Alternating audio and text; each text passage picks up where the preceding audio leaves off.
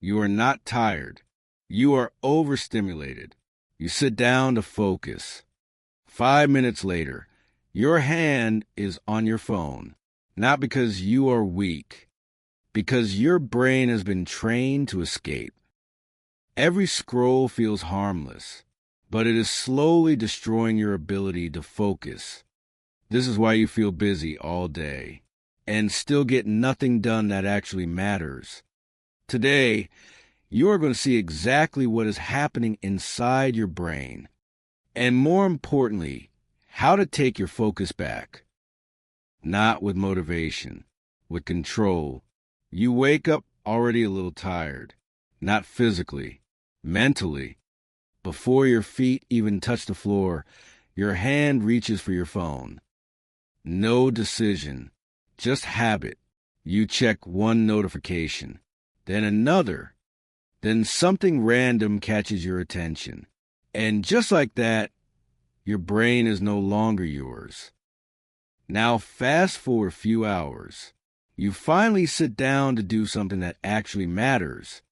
Maybe it is studying English. Maybe it is work you've been delaying. Maybe it is something you told yourself you would take seriously this time. You open your laptop. You get ready. You tell yourself, this is it. I am going to focus. And for a moment, you believe it. Then something small happens. A little friction. A sentence that feels harder than expected. A task that requires more effort than you hoped. And almost instantly you reach for your phone again. Not even consciously. Think about that. You are not deciding to quit. You are not saying, I don't care. Your body just moves. One tap, one scroll, and suddenly 10 minutes are gone, then 20. And now something else kicks in. That quiet frustration. You start thinking, what is wrong with me? Why can't I just focus? So you try again. You close the apps. You put the phone down. You go back to work. And it happens again. Same pattern.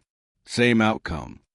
By the end of the day, you feel exhausted, but not satisfied.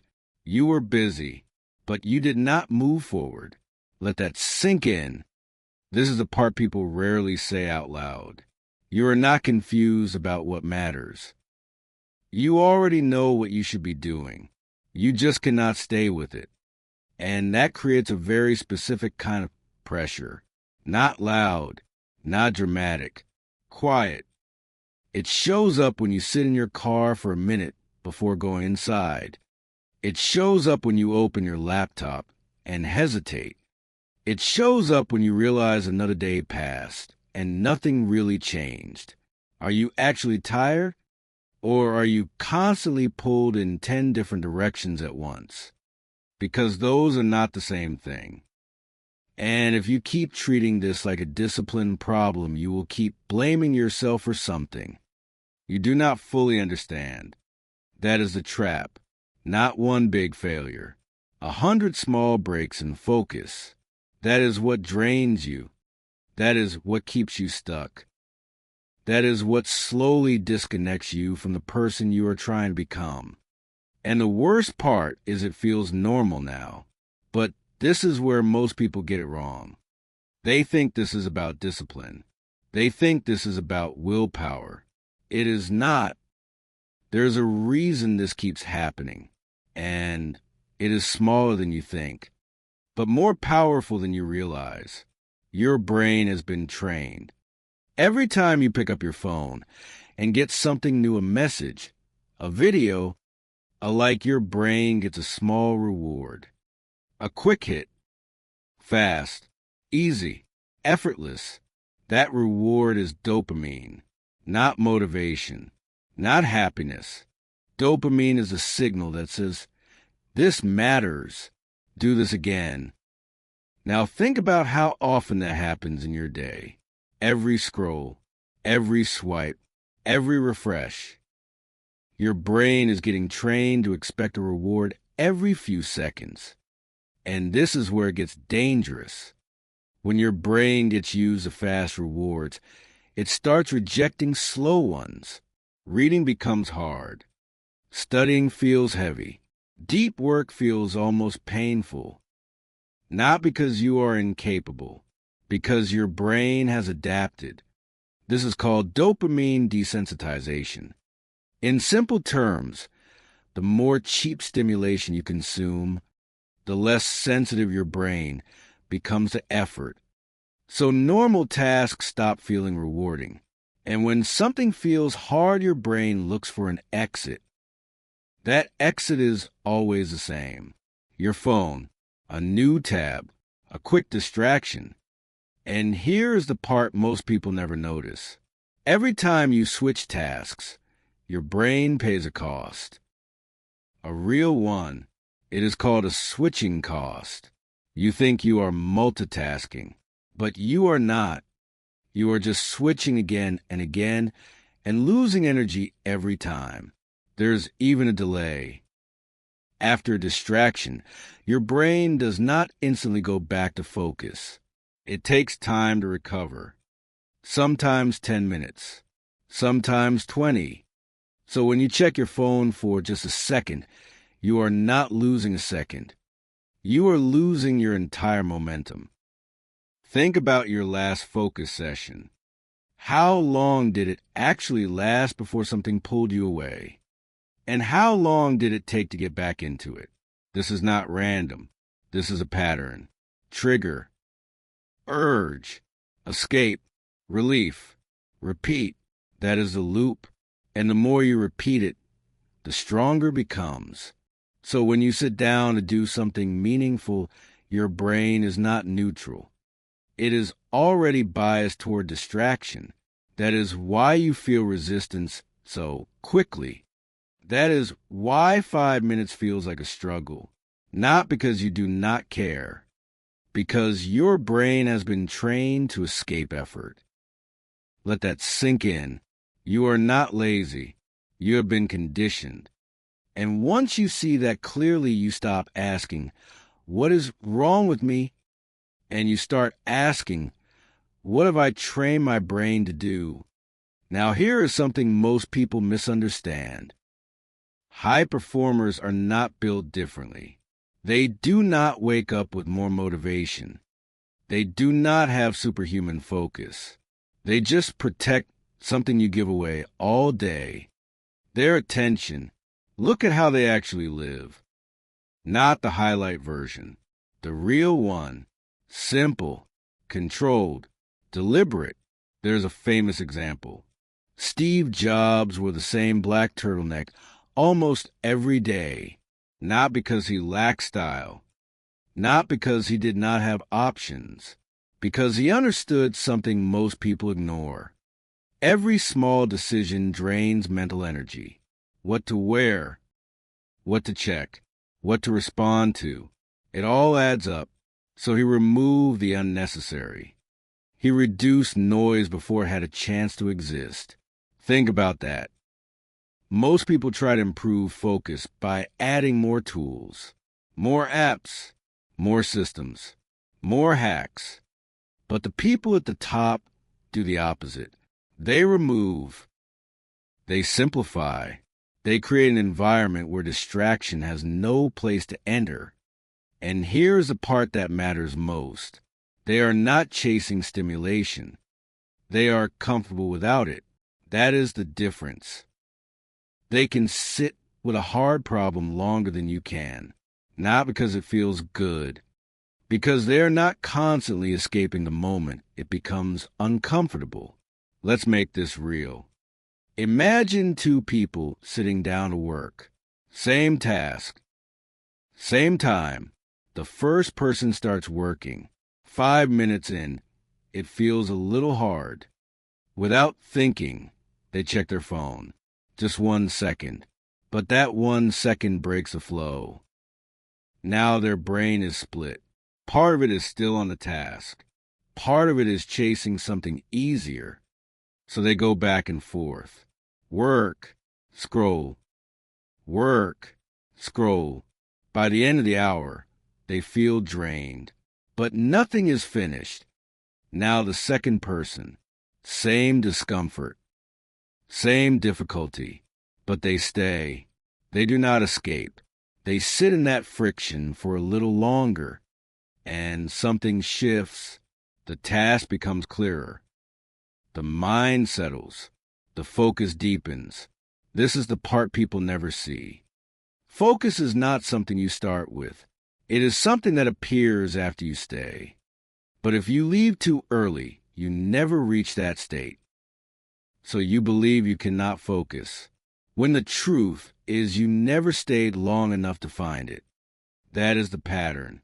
And that is why the gap keeps growing.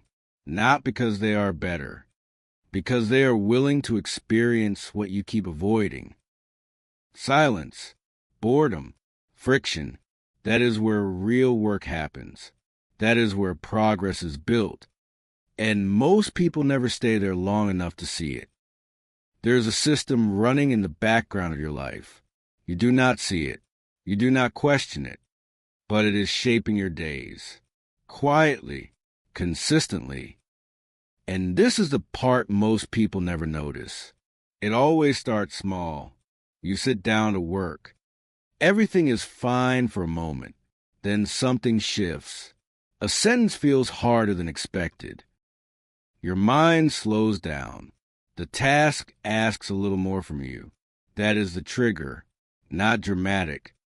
Just a slight discomfort. Now watch what happens next.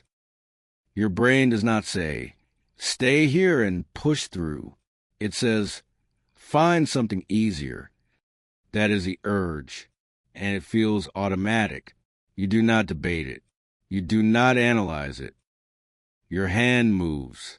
You open your phone. You check something. Anything. That is escape. And for a moment you feel better.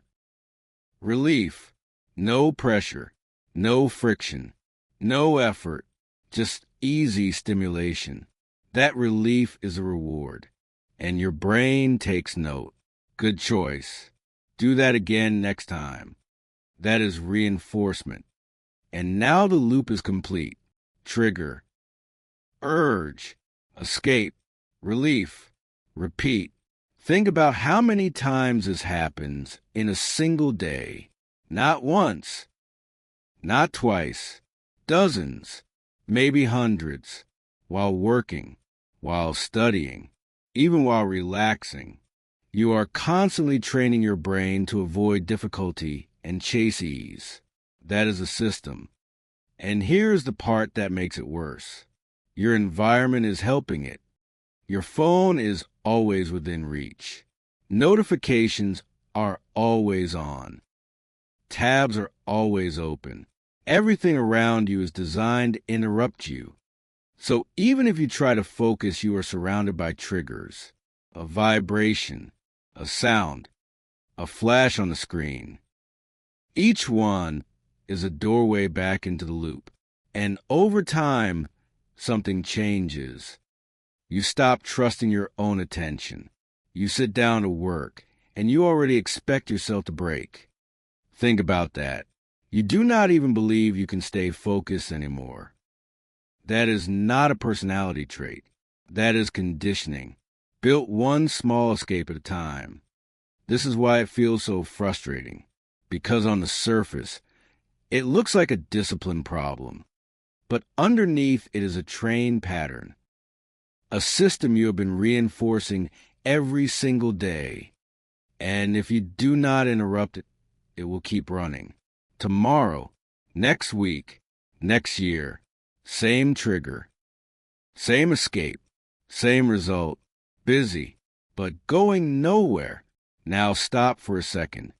Do not just listen to this. Look at yourself. Right now, are you actually seeing your pattern, or are you just agreeing with the words? Because those are not the same thing. Most people watch something like this. They nod, they feel understood, and then they go right back to the same behavior. Nothing changes. Be honest. How many times have you said, tomorrow I will focus, and meant it, and still ended up doing the same thing again? That is not a motivation problem. That is a pattern you never interrupted. And this is where it gets uncomfortable, because now you see it. You see the trigger. You see the escape. You see the loop. So the question is simple. What are you going to do the next time that moment shows up? Not next week. Not someday. Today. Later. When you sit down and the discomfort hits. When your hand starts moving toward your phone. That exact moment. Are you going to follow the pattern again? Or are you finally going to break it? Think about that. Because this is the line. On one side, you keep drifting. On the other side, you take control. So now you see the pattern. Good. But seeing it is not enough. Because awareness without action changes nothing. You do not need a complicated system. You do not need more information. You need friction in the right place and control in the right moments. We're going to keep this simple. 3 moves. Small on the surface. Powerful if you actually do them. And this is important. These only work if you treat them like rules, not suggestions.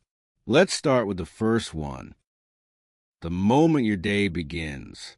Because that is where you lose control before you even realize it. Most people wake up and instantly hand their attention away. Phone, notifications, other people's priorities. Within minutes, their brain is reactive, pulled, fragmented, already overstimulated. So when they try to focus later, they are starting from a deficit. That is why the first rule is simple. Do not touch your phone for the first hour of your day, not 30 minutes, not just a quick check, 1 full hour. This is your mental territory. And right now, you are giving it away too early. That first hour matters more than you think. Your brain is quiet, more impressionable, less scattered. If you protect it, you set the tone for everything that follows. If you lose it, you spend the rest of the day reacting. Think about your current pattern.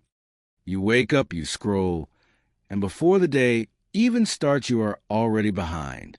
So change one thing. Delay the noise. Sit with your own thoughts first, even if it feels uncomfortable. Especially if it feels uncomfortable. That discomfort is not a problem. It is a signal that your brain is not used to silence anymore. That is exactly what we are fixing. Now, let's move to the second rule. Because even if you protect your morning, you can still lose your day in small, constant leaks. Open your laptop. How many tabs are there right now? Be honest. 5? 10? More? Each one is a potential escape. Each one is an unfinished loop pulling your attention away. And you tell yourself you are multitasking. You are not. You are fragmenting your focus. Again and again. So the rule is simple. 1 task. 1 screen. That is it. Close everything else. Not later. Now. Because every open option is a silent distraction. Here is what will happen. You will feel resistance. You will want to check something.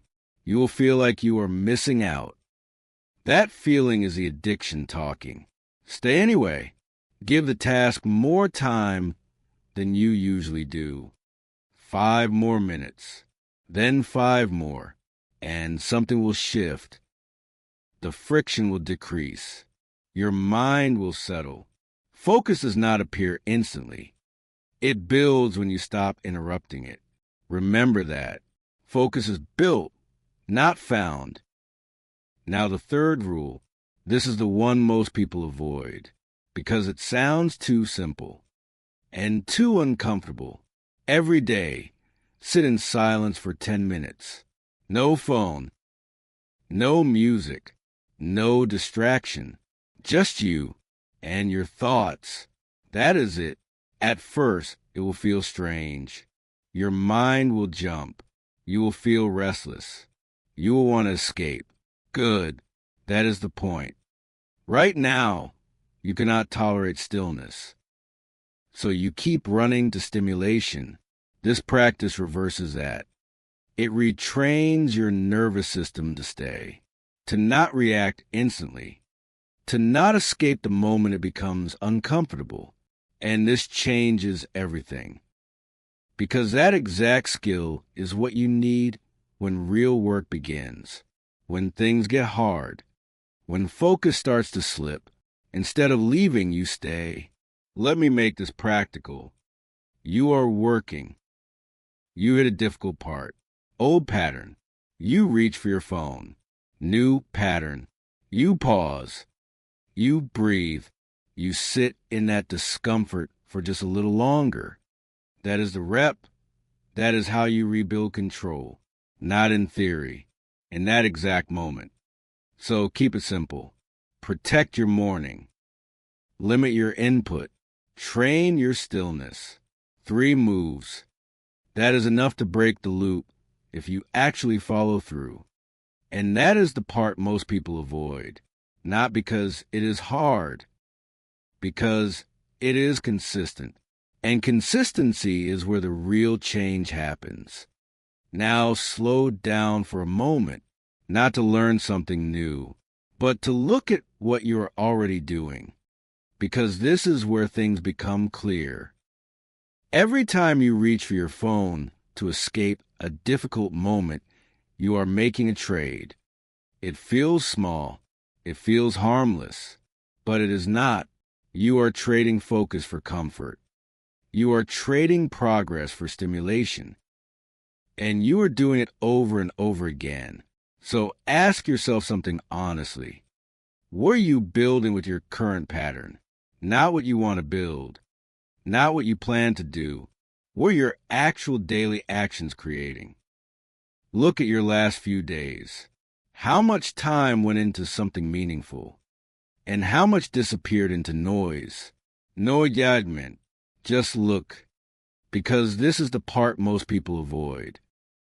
They stay in intention. They avoid reality. But reality is simple. Your life is being shaped by what you repeat, not what you say, not what you plan. What you actually do when no one is watching. And here is the uncomfortable question. If nothing changes, where does this pattern take you in 1 year? Same habits. Same distractions, same broken focus. Do you move forward, or do you stay exactly where you are, just more frustrated and more tired? Think about that carefully, because there is no sudden collapse. There is no dramatic failure, just a slow drift. Day by day, a little less focus, a little less control, a little more avoidance. Until one day you look back and realize you were busy the entire time, but you did not build anything. That matters. That is the cost. Not immediate, but cumulative. And here is the other side of it. What happens if you start holding your focus? Not perfectly, but intentionally. You sit longer. You escape less. You stay when it gets uncomfortable. Small changes, but repeated daily. What does that become after a few months? After a year? This is the part people underestimate. Focus compounds, just like distraction does. One builds your future. The other quietly takes it away. So the real question is not, can you focus? You can. The question is, what are you willing to stop escaping? Because that answer decides everything. Here is what most people get wrong. They think this is urgent only when things fall apart, when deadlines are missed, when opportunities are gone. But that is not how this works. This is slower than that, quieter than that. You do not lose your focus in one moment. You lose it in small decisions, daily, repeated, ignored. You tell yourself, it is just a few minutes. It does not matter. But it does, because those small moments are not isolated. They are patterns, and patterns become identity. Think about your day again, not the big moments. The small ones, the 5 seconds after something gets difficult, the exact moment you feel the urge to escape. That is where your future is decided, not in big plans, not in motivation. Right there, and if you keep choosing escape, nothing dramatic happens at first. You still function. You still get by, but something starts to slip. Your standards drop. Your attention weakens. Your tolerance for effort shrinks. Slowly, almost invisibly, until one day, you realize you cannot stay focused even when you want to. That is the cost. Not failure, loss of control. And once that becomes normal, it is very hard to reverse without a deliberate decision. So this is not about fixing your life overnight. It is about stopping the slow decline before it becomes your baseline. Because if you do nothing, this does not stay the same. It gets worse. A little more distraction, a little less discipline, again and again. That is how people lose years, not in chaos, in quiet surrender. So now you see it, not just the habit, not just the distraction, the pattern, the loop, the cost, and more importantly, your role in it. This is where most people stop. They understand. They agree. They feel the weight of it. And then they go back to normal. Same phone, same environment, same reactions. Nothing changes. Not because they cannot change, because they do not decide to. That is the line most people never cross. The decision, not the idea, not the intention. The decision to act differently in the exact moment it matters. When the urge shows up, when the discomfort hits, that is where discipline lives. Not in perfect routines, not in ideal conditions. Right there, discipline is not punishment. It is not forcing yourself to suffer for no reason. It is control. It is the ability to stay with something after it stops being easy. That is it. And once you build that, everything changes. Your work becomes deeper. Your thinking becomes clearer. Your confidence becomes real. Not because you feel motivated, because you trust yourself. Think about that. Right now, can you trust yourself to stay focused for more than 10 minutes without escaping? If the answer is no, that is not something to ignore. That is something to rebuild. And it starts small. One moment, one decision, one interruption you refuse to follow. That is how control comes back. Not all at once, but piece by piece. So the next time you feel that pull, that automatic movement toward distraction, pause. Just for a second. And choose differently. Not perfectly, but deliberately. Because every time you do that, you are no longer drifting. You are directing. And that is the shift. From reacting to leading your own attention. That is what this is really about. Not productivity. Ownership. Your mind. Your time. Your direction. Taken back. On purpose. Starting now. If you are done drifting, and you are ready to take control of your attention, then do not just watch this and move on. Make it real. Subscribe to this channel if you want to train your mind to operate at a higher standard. And write this in the comments. I reclaim my brain, not for me, for you, as a line you do not cross back over.